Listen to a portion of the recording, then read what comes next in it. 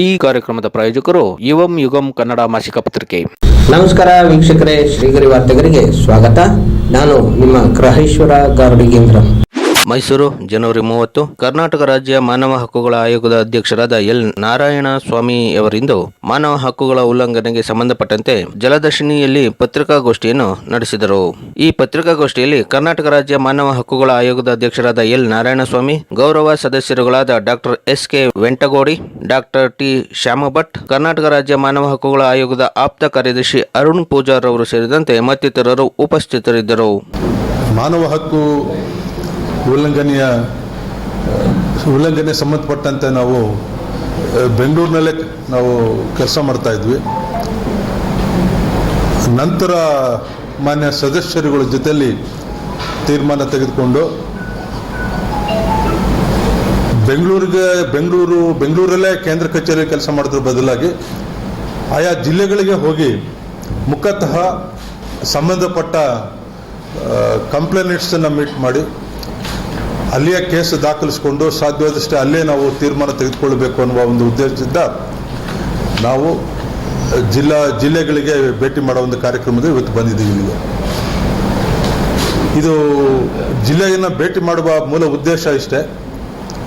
ನಮಗೆ ಬೆಂಗಳೂರಲ್ಲಾಗಿದ್ದರೆ ಇಲಾಖೆಗಳಿಂದ ಇನ್ಫಾರ್ಮೇಷನ್ ತೆಗೆದುಕೊಳ್ಳೋದು ಸ್ವಲ್ಪ ತಡ ಆಗ್ತಾ ಇತ್ತು, ಅಥವಾ ಕಮ್ಯುನಿಕೇಷನಲ್ಲಿ ಸಮಯ ವ್ಯರ್ಥ ಆಗ್ತಾ ಇತ್ತು. ಅದಕ್ಕೆ ನಾವೇನು ಮಾಡಿದ್ವಿ, ಜಿಲ್ಲೆಗೆ ಬರುವುದರ ಮುಖಾಂತರ ಜಿಲ್ಲೆಗೆ ಸಂಬಂಧಪಟ್ಟಂಥ ಜಿಲ್ಲಾ ಮುಖ್ಯಸ್ಥರು ಏನಿದ್ದಾರೆ, ಡಿ ಸಿಗಳಾಗಿರ್ಬೋದು, ಎಲ್ಲ ಅಧಿಕಾರಿಗಳು ಒಟ್ಟಿಗೆ ಸಿಗೋದ್ರಿಂದ ನಮಗೆ ಕಂಪ್ಲೇಂಟ್ಸನ್ನು ಭಾಳ ಶೀಘ್ರವಾಗಿ ವಿಲೇವಾರಿ ಮಾಡ್ಬೋದು. ಅದು ನಮ್ಮ ಉದ್ದೇಶ ಆಗಿತ್ತು.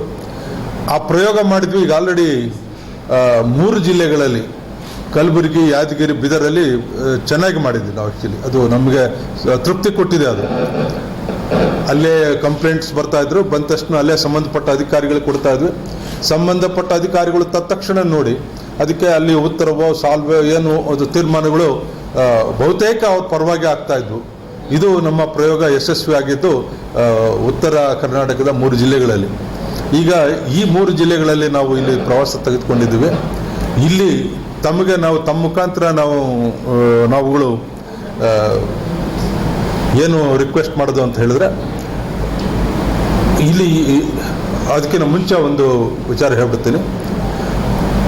ಮಾಧ್ಯಮ ಆಗಿರ್ಬೋದು, ಪತ್ರಿಕೆ ಅಥವಾ ಟಿ ವಿ ಮಾಧ್ಯಮ, ಇವುಗಳಿಂದ ನಮಗೆ ಸಾಕಷ್ಟು ಸಮಸ್ಯೆಗಳು ನಮಗೆ ದೃಷ್ಟಿಗೆ ಬರ್ತಾ ಇದ್ದಾವೆ. ನಾವು ತುಂಬ ಕೇಸ್ಗಳನ್ನು ನಿಮ್ಮಲ್ಲಿ ಬರುವ ಟಿ ವಿಯಲ್ಲಿ ಬರುವ ನ್ಯೂಸ್ ಆಗಿದ್ದಿರ್ಬೋದು, ಪತ್ರಿಕೆಯಲ್ಲಿ ಬರುವ ಕಾಲಮ್ ಆಗಿರ್ಬೋದು, ಅದನ್ನೇ ನಾವು ಕನ್ವರ್ಟ್ ಮಾಡಿ ಕಂಪ್ಲೇಂಟ್ ಆಗಿ ರಿಜಿಸ್ಟರ್ ಮಾಡಿಕೊಂಡು ನಾವು ಅದನ್ನು ಕ್ರಮಕ್ಕೆ ತೆಗೆದುಕೊಳ್ತಾ ಇದ್ವಿ. ಯಾವುದೇ ಬಂದಿರ್ಬೋದು ನಿಮ್ಮ ಪೇಪರ್, ನಮ್ಮಲ್ಲಿ ಒಬ್ಬರು ಆಫೀಸರ್ನ ಅದಕ್ಕೆ ಇಟ್ಟಿದ್ದೀವಿ ನಾವು. ಅವರ ಕೆಲಸ ಇಷ್ಟೇ, ಅವ್ರಿಗೆ ಬೆಳಿಗ್ಗೆ ಬಂದ ಎಲ್ಲ ಪೇಪರ್ಗಳನ್ನು ತೆಗೆದುಕೊಳ್ಳೋದು, ಅದರಲ್ಲಿ ಯಾವುದು ಮಾನವ ಹಕ್ಕು ಉಲ್ಲಂಘನೆಗೆ ಸಂಬಂಧಪಟ್ಟಂತಾಗಿದೆ ಅಲ್ಲಿ ಮಾರ್ಕ್ ಮಾಡಿ ನಮ್ಮ ಗಮನಕ್ಕೆ ತರ್ತಾರೆ. ನಾವು ತಕ್ಷಣ ಕೇಸ್ ರಿಜಿಸ್ಟರ್ ಮಾಡಿ ಇವತ್ತೇ ನೋಟಿಸ್ ಹೋಗಬೇಕು.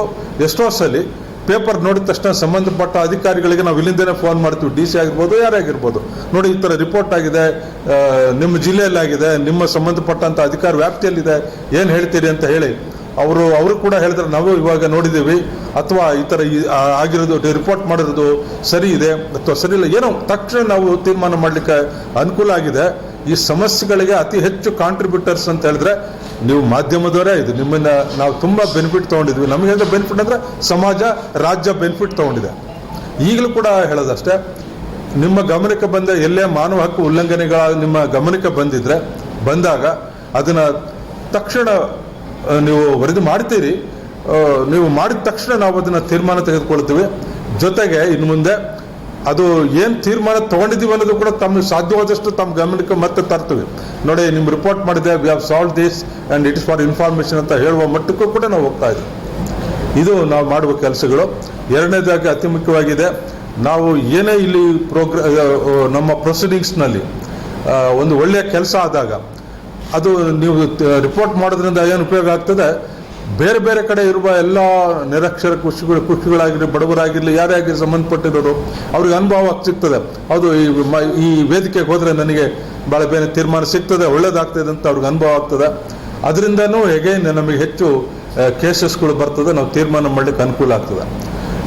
ಫಸ್ಟು ತಾವು ಇಲ್ಲಿವರೆಗೂ ಏನು ಮಾನವ ಹಕ್ಕುಗಳಿಗೆ ಸಂಬಂಧಪಟ್ಟಂಥ ರಿಪೋರ್ಟ್ ಮಾಡಿದ್ದೀರಿ, ಟಿ ವಿ ಮಾಧ್ಯಮದಲ್ಲಿ ನ್ಯೂಸ್ ಹಾಕಿದ್ರಿ, ನಿಮಗೆಲ್ಲ ಧನ್ಯವಾದಗಳು. ನಿಮ್ಮಿಂದ ನಮಗೆ ಸಹಾಯ ಆಗಿದೆ. ಇನ್ನು ಮುಂದೆ ನಿಮಗೆ ರಿಕ್ವೆಸ್ಟು ಏನಂತ ಹೇಳಿದ್ರೆ, ಇದು ಇನ್ನೂ ಹೆಚ್ಚು ಮಾಡಿ ಮಾನವ ಹಕ್ಕುಗಳನ್ನು ಹೆಚ್ಚು ಕಾನ್ಸಂಟ್ರೇಟ್ ಮಾಡಿ ನಮಗೆ ಕೊಡುವುದರ ಮುಖಾಂತರ ನೀವು ಸರ್ವಿಸ್ ಮಾಡ್ತೀರಿ, ನಮಗೂ ಈ ರಾಜ್ಯ ದೇಶದ ಸೇವೆ ಮಾಡಲಿಕ್ಕೆ ಅನುಕೂಲ ಮಾಡಿಕೊಡ್ತೀರಿ. ಇದಿಷ್ಟು ಇವತ್ತು ನಾವು ಮೈಸೂರಿಗೆ ಬಂದಂಥ ಉದ್ದೇಶಗಳು. We are here before you and in this district and ಇವತ್ತು ಕಂಪ್ಲೀಟ್ ಏನು ನಾವು ಕೇಸಸ್ ತಂದಿದ್ವಿ ಇವತ್ತು ಡಿಸೈಡ್ ಮಾಡ್ತೀವಿ. ಯಾರಾದರೂ ಫ್ರೆಶ್ ಕಂಪ್ಲೇಂಟ್ಸ್ ಕೊಡೋರು ಬಂದಿದ್ದರೆ ಅವ್ರು ಇಲ್ಲೇ ತೆಗೆದುಕೊಂಡು ಸಾಧ್ಯವಷ್ಟು ಇಲ್ಲೇ ನಾವು ತೀರ್ಮಾನ ತಗೊಳ್ಬೇಕು ಅನ್ನುವುದು ನಮ್ಮ ನಂಬಿಕೆ ಇದೆ. ನೋಡಿ, ನಾವು ನವೆಂಬರ್ 28ಕ್ಕೆ ನಾವು ಅಧಿಕಾರ ವಹಿಸ್ಕೊಂಡ್ವಿ. ನವೆಂಬರ್ 28ರ ಸಮಯದಲ್ಲಿ ಹೆಚ್ಚು ಕಡಿಮೆ 5,500 6 ಸಾವಿರ ಕೇಸಸ್ ಇತ್ತು. 6 ಸಾವಿರ ಕೇಸಸ್ಸಲ್ಲಿ ಇವತ್ತು ಒಂದು 1,000ಕ್ಕೂ ಹೆಚ್ಚು ಕೇಸಸ್, 1,230 ಕೇಸ್ಗಳನ್ನು ಒಂದು ತಿಂಗಳಲ್ಲಿ ನಾವು ಡಿಸೈಡ್ ಮಾಡಿದ್ವಿ. ಆಮೇಲೆ ಇನ್ನೂ ಕೆಲವು ಕೇಸ್ ಡಿಸೈಡ್ ಮಾಡಿದ್ವಿ. ಮೈಸೂರಿಗೆ ಸಂಬಂಧಪಟ್ಟಂತೆ ಸುಮಾರು 300 ಕೇಸಸ್ ಇತ್ತು. 300 ಕೇಸಸ್ಗೆ ನಮಗೆ ಒಂದು 2 ದಿವಸ ಆದರೂ ಬೇಕಾಗ್ಬೋದು ಅಂತ ಹೇಳಿ ಬಂದಿದ್ದೀವಿ. ಆದರೆ ಬರೋದಕ್ಕಿಂತ ಮುಂಚೆ ಎಲ್ಲ 300 ಕೇಸ್ಗಳು ನಾವು ಅಧ್ಯಯನ ಮಾಡಿ ಕೂತ್ಕೊಂಡು, ಮೊದಲು ಇಲ್ಲಿ ಬರಲಿಕ್ಕಿಂತ ಮುಂಚೆ ಈ ಕೇಸ್ಗಳನ್ನು ನಾವು ಕೂತ್ಕೊಂಡು ಪರಿಶೀಲಿಸಿ ಬರ್ತಿದ್ವಿ. ಆ ಪರಿಶೀಲನೆಯಲ್ಲಿ ನಮಗೆ ಅಲ್ಲೇ ಸ್ವಲ್ಪ ಹೆಚ್ಚು ತೀರ್ಮಾನ ಮಾಡೋ ಅವಕಾಶ ಸಿಕ್ತು. ಹೆಚ್ಚು ಕಡಿಮೆ ನಾವು ಒಂದು 200 ಕೇಸಸ್ ನಾವು ತೀರ್ಮಾನ ಮಾಡಿ ಈಗ 100+ ಕೇಸಸ್ನ ಇಲ್ಲಿಗೆ ತಂದಿದ್ದೀವಿ. ಇದು ನಾವು ಇವತ್ತು ಇಲ್ಲಿ ಅದನ್ನು ಅಟೆಂಡ್ ಮಾಡ್ತೀವಿ. ಅಂದರೆ ಕೆಲವು ಕೇಸಸ್ಸು ಯಾವ ಥರ ರಿಜಿಸ್ಟರ್ ಆಗಿದ್ವು ಅಂತ ಹೇಳಿದ್ರೆ, ಈ ನಮಗೆ ಸೈಟ್ ಅಲಾಟ್ ಮಾಡಿ ಮೂಡಾದಲ್ಲಿ ಅಂತ ಒಂದು ಬರ್ತಾ ಇತ್ತು. ಅದು ಹೇಳ್ತಾ ಇದ್ವಿ, ನಮಗೆ ಬರೋದು ಈ ಥರ ಕೇಸಸ್ಸು ಬರ್ತಾ ಇತ್ತು. ನನಗೆ ನಾನು ಸೆಂಟ್ರಲ್ ಗೌರ್ಮೆಂಟಲ್ಲಿದ್ದೆ, ಪೆನ್ಷನ್ ಭಾಳ ಡಿಲೇ ಆಗಿಬಿಟ್ಟಿದೆ, ನಮಗೊಂದು ಪೆನ್ಷನ್ ಕೊಡಿಸಿ. ಅದು ನಮ್ಮಲ್ಲಿ ಕಾಯ್ದೆಗಳಿದೆ. ಎಲ್ಲಿ ಅದಕ್ಕೆ ಸಪ್ರೇಟ್ ಒಂದು ಎಸ್ಟಾಬ್ಲಿಷ್ಡ್ ಆಫೀಸ್ ಇದೆ, ಕಮಿಷನ್ ಇದೆ, ಅವಿದ್ದಾಗ ಆ ಕೇಸಸ್ಗಳು ನೀವು ತೊಗೊಳ್ಬಾರ್ದು ಅನ್ನೋ ಒಂದು ನಿರ್ಬಂಧ ಇದೆ ನಮಗೆ. ಆ ನಿರ್ಬಂಧದ ಅಡಿಯಲ್ಲೂ ಕೂಡ ನಾವು ತುಂಬ ಇದು ಮಾಡಿದ್ವಿ. ಕೆಲವು ಕೇಸಸ್ಸು ನಾವು ಪರಿಶೀಲನೆ, ನಮಗೆ ರಿಪೋರ್ಟ್ ಬರ್ತದೆ, ನೋಟಿಸ್ ಕೊಟ್ಟ ತಕ್ಷಣ ರಿಪೋರ್ಟ್ ಬರ್ತದೆ. ರಿಪೋರ್ಟಲ್ಲಿ ಅವ್ರು ಹೇಳ್ತಾರೆ, ನೋಡಿ ಸ್ವಾಮಿ ಈ ಥರ ಹೌದು ಇತ್ತು, ನಮಗೆ ಸಮಸ್ಯೆ, ಇದು ಕಂಪ್ಲೇಂಟ್ ಇತ್ತು, ಈ ಥರ ರಿಪೋರ್ಟ್ ತೊಗೊಂಡಿದ್ವಿ, ಈ ಥರ ಸ್ಟೆಪ್ ತೊಗೊಂಡು ಸಾಲ್ವ್ ಮಾಡಿದ್ವಿ ಅಂತ ನಮಗೆ ರಿಪೋರ್ಟ್ ಬೇಸಿಸ್ ಮೇಲೆ ನಾವು ತೀರ್ಮಾನ ಮಾಡಿದ್ವಿ. ಇದು ಈ ಥರ ನಾವು ತೀರ್ಮಾನ ಮಾಡಿದ್ವಿ. 2 ಬೇಸಿಕ್ ಪ್ರಾಬ್ಲಮ್ ಅಂತ ಹೇಳಿದ್ರೆ, ಅವರಿಗೆ ನನಗೆ ಹ್ಯೂಮನ್ ರೈಟ್ಸ್ ವೈಲೇಷನ್ ಆಗಿದೆಯಾ ಅಥವಾ ನಾನು ವಿಕ್ಟಿಮ್ ಆಗಿದೆ ಅಂತ ಅರಿವೇ ಇರೋದಿಲ್ಲ ಅವ್ರಿಗೆ. ಹೌದು, ಈ ಅರಿವಿಲ್ದಲೇ ಇರೋ ಜನಗಳ ಕೇಸನ್ನು ನಮಗೆ ಕೊಟ್ಟಾಗ ನಾವು ತಕ್ಷಣ ಅಲ್ಲಿಗೆ ಕಾರ್ಯಪ್ರವೃತ್ತಿ ಆಗ್ತೀವಿ. ನಮಗೇನು ಆಫೀಸು ಬೆಂಗಳೂರಲ್ಲಿದೆ, ಅಲ್ಲಿದೆ ಆದರೆ ನಮಗೆ ಎಲ್ಲ ಇನ್ಫಾರ್ಮರ್ಸ್ ಯಾರು ಅಂದರೆ ನೀವೆಲ್ಲ ಎಲ್ಲ ಸಂಬಂಧಪಟ್ಟವರು ಇನ್ಫಾರ್ಮರ್ಸು.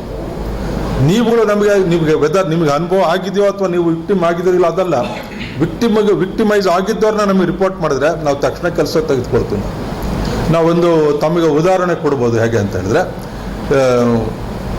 ಯಾವುದೋ ಒಂದು ತುಮಕೂರಿಂದ ಒಂದು ಕೇಸ್ ಬಂದಿತ್ತು. ತುಮಕೂರಿಂದ ಕೇಸ್ ಅದಕ್ಕಿಂತ ಇನ್ನೊಂದು ಇದು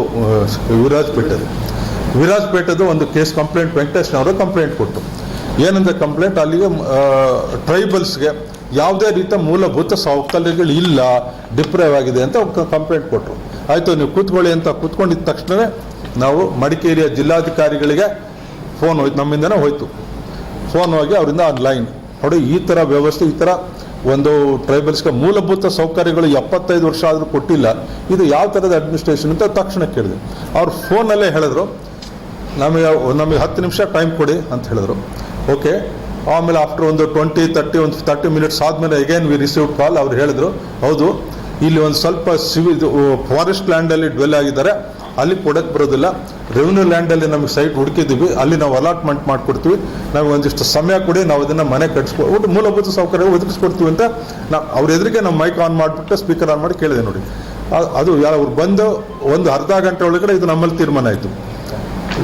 ಸಾಯಂಕಾಲನೇ ನಮಗೆ ತಹಸೀಲ್ದಾರ್ ಕಡೆಯಿಂದ ಒಂದು ಪತ್ರ ಬಂತು, ವಾಟ್ಸಪ್ಗೆ ಪತ್ರ ಬಂತು, ಈ ಥರ ನಾವು ಇಂತಿಂಥ ಸೈಟನ್ನು ನಾವು ಗುರುತಿಸಿದ್ವಿ, 41 ಜನಕ್ಕೆ ಅಲ್ಲಿ ನಿವೇಶನ ಕೊಡ್ತಾ ಇದ್ವಿ, ನಾವು ಉಳಿದಿದ್ದೆಲ್ಲ ಏನೇನು ಕಾನೂನು ಪ್ರಕಾರ ಕಟ್ಸ್ಕೊಡ್ಬೇಕಾಗ್ತದೆ ಅದನ್ನೆಲ್ಲ ಮಾಡ್ತೀವಿ ಅನ್ನೋದು ರಿಲೀಫು ನಮಗೆ within 12 hours we got the relief.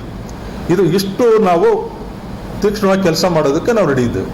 ಆದರೆ ಏನಂತ ನಮ್ಮ ಎಲ್ಲ ಕಡೆಗೂ ಕೂಡ ನಮ್ಮ ಹೋಗಿ ನೋಡಿ ಆಗಿದೆಯೋ ನಿಮಗೆ ವೈಲೇಷನ್ ಆಗಿದೆಯೋ ಇಲ್ಲ ಅಂತ ಹೇಳಕ್ಕೆ ನಮ್ಮ ಕೈ ಸಾಧ್ಯ ಆಗಲಿಕ್ಕಿಲ್ಲ. ಆದರೆ ಗಮನಕ್ಕೆ ಬಂದ ತಕ್ಷಣವೇ ನಾವು ನೋಟಿಸ್ಗೆ ಹೋಗಲಿ, 15 ದಿವಸ ಬರಲಿ, 1 ತಿಂಗಳಾದ್ಮೇಲೆ ನೋಡಿ ಅದೆಲ್ಲ ಏನಿಲ್ಲ, then and there itself ಅಲ್ಲಿಯೇ ಇಷ್ಟು ನಾವು ಮಾಡೋಕ್ಕೆ ನಾವು ಮಾಡ್ತಾಯಿದ್ವಿ. ಬಟ್ ಒಂದು ನನಗೂ ನೋವಿದೆ, ಅರಿವಿಲ್ಲ. ಫಸ್ಟು ನನಗೆ ವೈಲೇಷನ್, ನನಗೆ ತುಳಿತಕ್ಕೆ ಒಳಪಟ್ಟಿದ್ದನ್ನ ನಾನು ಏನು ಫಂಡಮೆಂಟಲ್ ರೈಟ್ಸು ಅಥವಾ ಏನು ಹ್ಯೂಮನ್ ರೈಟ್ಸ್ ನಂದಿತ್ತ, ನಾನೊಬ್ಬ ಮನುಷ್ಯನ ಈ ದೇಶದಲ್ಲಿ ನನಗೆ ಅನ್ಯಾಯ ಆಗಿದೆ ಅಂತ ಅವನಿಗೆ ಅರಿವೇ ಇಲ್ಲ ಅಂದಾಗ ಎಲ್ಲಿ ಬರೋಕ್ಕೆ ಸಾಧ್ಯ ಇದೆ. ಇದು ನಮ್ಮ what we have progress for 75 years, ಇದು ನಮ್ಮ ಸ್ಕೋರ್ ಕಾರ್ಡ್. ಈ ಥರ ನಾವು ಮೊದಲೆಲ್ಲ ಮಾಡಿದ್ವಿ, ಎಲ್ಲ ಕಡೆ ನಾವೇ ಹೋಗ್ಬಿಟ್ಟು ಡಿಸ್ಕಷನ್ಸು, ಡಿಬೇಟ್ಸು ಅಥವಾ ಸೆಮಿನಾರ್ಗಳೆಲ್ಲ ಮಾಡ್ತಾಯಿದ್ವಿ ಅಂತ NGOಗಳು ಬಂದಿದ್ದರು. ಇನ್ಫ್ಯಾಕ್ಟ್ ನಿನ್ನೆ ನಮಗೆ ಯೋಚನೆ ಮತ್ತು ಹೋಯ್ತಾರೆ, ಒಂದು 3 NGOಗಳನ್ನು ಶಾರ್ಟ್ ಲಿಸ್ಟ್ ಮಾಡಿದ್ವಿ. ಅವ್ರ ಕೆಲಸ ಬೇರೆ ಬೇರೆ ಭಾಗಗಳಿಗೆ ಬೇರೆ ಬೇರೆ ಜಾಗದಲ್ಲಿ ಕಳಿಸ್ಕೊಟ್ಟು ಅವ್ರ ಮುಖಾಂತರ ಈ ಹ್ಯೂಮನ್ ರೈಟ್ಸ್ ವೈಲೇಷನ್ನ ಅರಿವು ಮೂಡಿಸೋದು ಮತ್ತು ರಿಪೋರ್ಟ್ ಮಾಡೋದು ಎರಡು ಕೂಡ ಅವ್ರ ಕಡೆ ಕೊಡುವ ಯೋಚನೆ ನಿನ್ನೆ ಮಾಡಿದ್ವಿ ನಾವು. ಯಾಕಂದರೆ ಅಲ್ಲಿವರೆಗೂ ಕೂಡ ಆ ಏಜೆನ್ಸಿಗಳು ನಮಗೆ ನಮ್ಮ ಹತ್ರ ಬರೋದು ಬಂದಿರಲಿಲ್ಲ. ಅದು ನಮ್ಗೆ ಗೊತ್ತಾಯಿತು ನಿನ್ನೆ.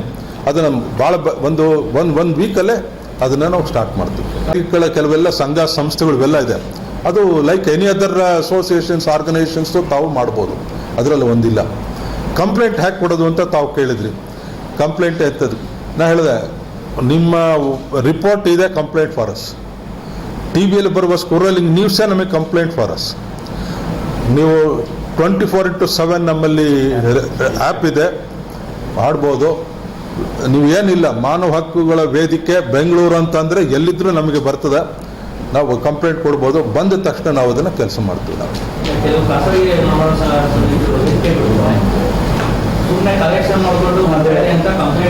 ಹೌದು, ಇಲ್ಲ, ಅವು ನಮ್ಮ ಗಮನಕ್ಕೆ ಬಂದಿಲ್ಲ. ಬಂದರೂ ಕೂಡ ನಾವು ಅದನ್ನು like any other associations statute also permits them ಒಂದಲ್ಲ.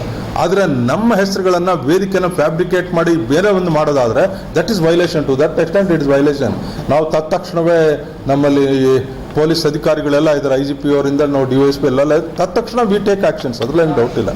ಆದರೆ ಸಂಘ ಸಂಸ್ಥೆಗಳು ಕಟ್ಟುವುದು ಎಲ್ಲರ ಹಕ್ಕು, ಎಲ್ಲರೂ ಮಾಡ್ಬೋದು. ಅದು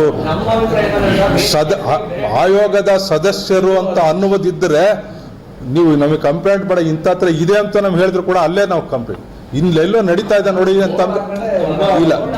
ಅದು ಆಯೋಗ ಹತ್ತಿರಕ್ಕೆ ಒಂದು ಹೆಸರು ಇಟ್ಕೊಳ್ತಾರೆ, ಅದು ಆಯೋಗ ಕನ್ಫ್ಯೂಷನ್ ಆಗುವ ರೀತಿ ಇಟ್ಕೊಳ್ತಾರೆ. ಆದರೆ ನಾವು ಅದಕ್ಕೋಸ್ಕರ ನಾವು ನಮ್ಮ ಆಯೋಗ ಇಲ್ಲ. ಆಯೋಗ ಇರೋದು ಎಲ್ಲಿ ಮಾನವ ಹಕ್ಕು ವೈಲೇಷನ್ ಅದು ನೋಡ್ಕೊಳ್ಳೋಕೆ ಆಯೋಗವಿದೆ. ಆದರೆ ನಮ್ಮನ್ನು ಮತ್ತೊಬ್ಬ ಯಾರಾದರೂ ಸಂಘ ಸಂಸ್ಥೆಗಳು ಮಾಡಿ ಅದನ್ನು ದುಡ್ಡು ಮಾಡೋಕ್ಕೆ ಕೆಲಸ ಮಾಡ್ತಾರೆ ಅಂತ ಹೇಳಿದ್ರೆ, ನಮ್ಮ ರಿಪೋರ್ಟಿಗೆ ಬಂದರೆ, ನಮ್ಮ ಗಮನಕ್ಕೆ ಬಂದರೆ ನಾವು ಕೂಡ ನಿಮ್ಮ ಥರ ಕಂಪ್ಲೇಂಟ್ ಕೊಟ್ಟು ಅದನ್ನು ಸ್ಟಾಪ್ ಮಾಡ್ಬೋದೇ ಹೊರತು ಅದನ್ನು ನೋಡುವ ಇದು ನಮಗಿಲ್ಲ. ನಾವು ಹೇಳ್ತೀವಿ, FIR ಬುಕ್ ಮಾಡೋಕ್ಕೆ ಹೇಳ್ತೀವಿ ಎಲ್ಲ ಅದೇನು, ಆದರೆ ಅವನು ಮಾಡಬಾರ್ದು ಅಂತ ಹೇಳುವ ಇದು ಚೌಕಟ್ಟು, ಕಾನೂನು ಚೌಕಟ್ಟು ನಮಗಿಲ್ಲ. ಮತ್ತೆ ಮುಂದಿನ ವಾರ್ತೆಗರಿಯಲ್ಲಿ ಭೇಟಿಯಾಗೋಣ. ಶ್ರೀಗರಿ, ನಿಮ್ಮ ಮನದಾಳದ ಗರಿ. ನಮಸ್ಕಾರ. ಶ್ರೀಗರಿ, ನಿಮ್ಮ ಮನದಾಳದ ಗರಿ. ಶ್ರೀಗರಿ, ನಿಮ್ಮ ಭಾವನೆಗಳ ಗರಿ. ಶ್ರೀಗರಿ, ನಾಡಿನ ಹೆಮ್ಮೆಯ ಗರಿ. ಮನೆ ಮನಗಳ ಗರಿದು ಶ್ರೀಗರಿ, ತನುಮನ ಧನಗಳ ಗರಿದು ಶ್ರೀಗರಿ, ವಿಶ್ವದ ದೇಶದ ನಾಡಿನ ಗರಿದು ಶ್ರೀಗರಿ. ಶ್ರೀಗರಿ ಶ್ರೀಗರಿ ಶ್ರೀಗರಿ ಶ್ರೀಗರಿ ಶ್ರೀಗರಿ, ನಿಮ್ಮ ಮನದಾಳದ ಗರಿ.